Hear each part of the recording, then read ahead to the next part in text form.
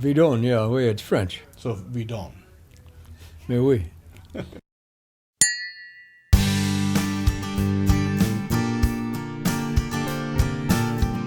It's a French name. Is it really a French name? Yes, I've had emails in French asking if we're related. It's derived from Vicky and Don, of course. But there is a Frenchman named Patrice Vidon. When I tried to get Vidon.com in 2000, I discovered it was owned by this little French law firm in northern France. And so we have VidonVineyard.com. But about 5 years later, I had an email from Patrice Vidon, who knew about the wine, asked us many questions. We had a nice exchange. I shipped him wine as a gift. He wrote back he'd love to have us as a guest. He had plenty of room in his chateau, which was built in 1680. So we accepted and spent 6 days with Patrice. It's now about 6-7 years ago. Well, I'm really a physicist. Well, but still, you follow. Don't ruin my fantasy, Don. Okay. North Dakota.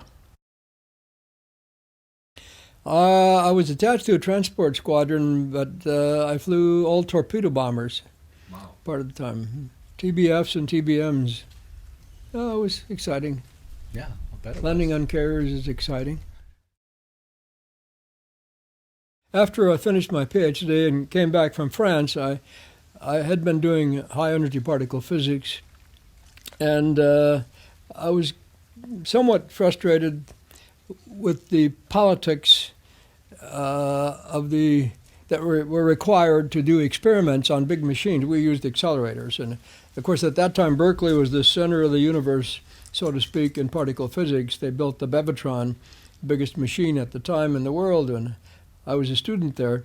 But it took so long to get time on an experiment, on a machine to do an experiment, and so I talked to a fellow named Louis Alvarez, who was a professor in Berkeley, who later got the Nobel Prize and did well. And he said go into space, go into NASA, join NASA, because you're a pilot and we need scientists in space, and we're going to do the best physics in space stations. So I applied for the astronaut program and did not get accepted into that, but I did go into NASA and do satellite experiments for a while. What year was that? I went in '64 in January, and I had experiments on satellites, the Explorer series, measuring radiation in space. And then after the first crew burned at the Cape, Apollo 1, they reorganized, and the deputy director in Houston had been a mentor of mine in Berkeley. And Bill Hess called me and said, come on down, we're doing a lot of reorganizing. They redesigned spacecraft, of course. And he said, we'd like to start a physics branch. Are you interested? And I couldn't turn it down. It was a very exciting time. So I moved to Houston in '67 from Washington, D.C. So I was there from Apollo 7 through 13. I resigned after the launch of Apollo 13, I think 3-4 days later. That was an exciting mission. Since 1999, in September, it's just 20 years ago, in fact, since I bought the property and started clearing it. Well, it had been logged in the 80s, so there were many scrub trees, lots of stumps, and many rocks, and poison oak, and blackberries. It was messy. It took a lot of dozer and track hoe work to get it in shape. I started planting the first block in the fall of 2000, in August, and finished that first Pinot block in the spring of 2001. The 5.2 acres, that's the best Pinot I have in the best spot. And then the release it took 3 years, of course, to get any fruit. You know, it takes 5 years before you get any cash back out. Well, I suppose a couple of things. First, the farming part's in my blood. That's hardwired, having grown up on a farm.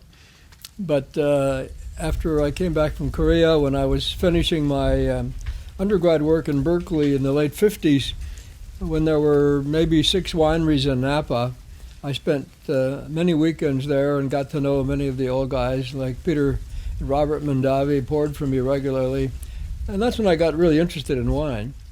And then after finishing graduate school, I did postgrad in France for a while.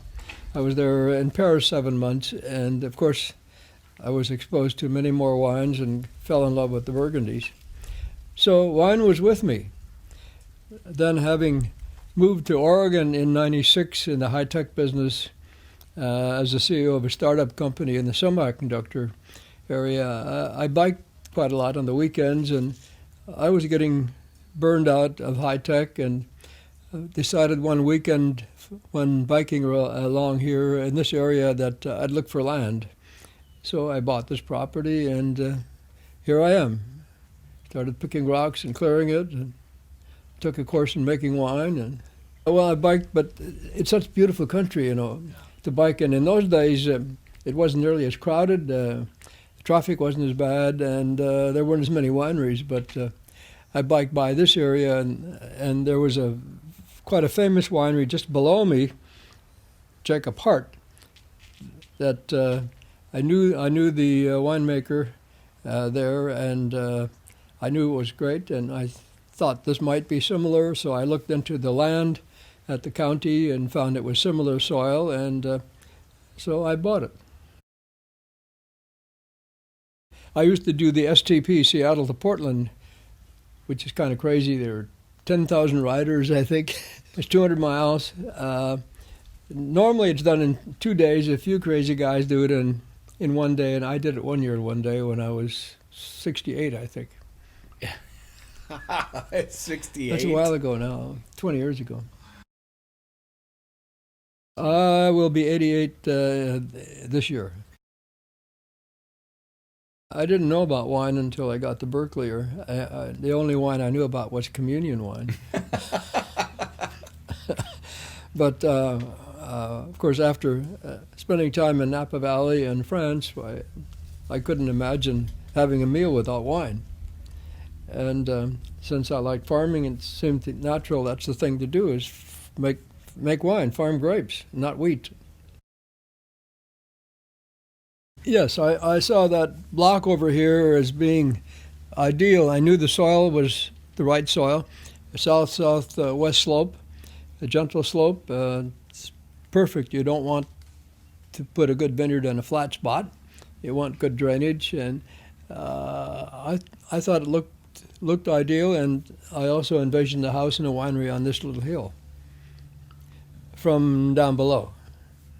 I walked the property quite a lot for a few days before I made the offer, and I think I had poison oak for 6 months afterwards.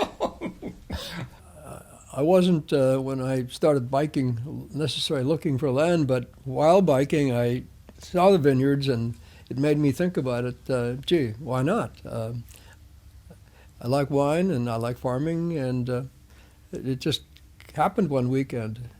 So I took the flyer from the box down by the old mailbox and did some research on the land and made an offer in a couple of weeks. I make decisions fairly quickly, I guess. I've been criticized for that.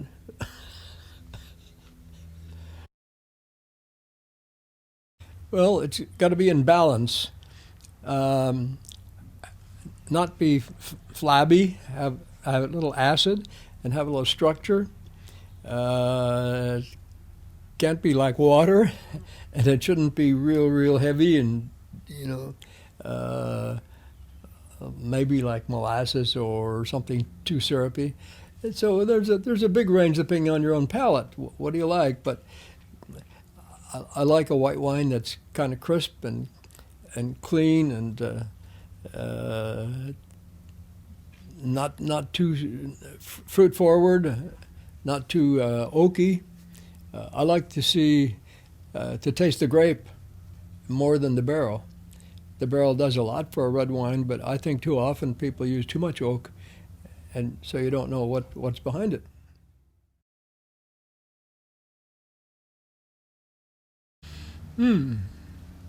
Difficult question.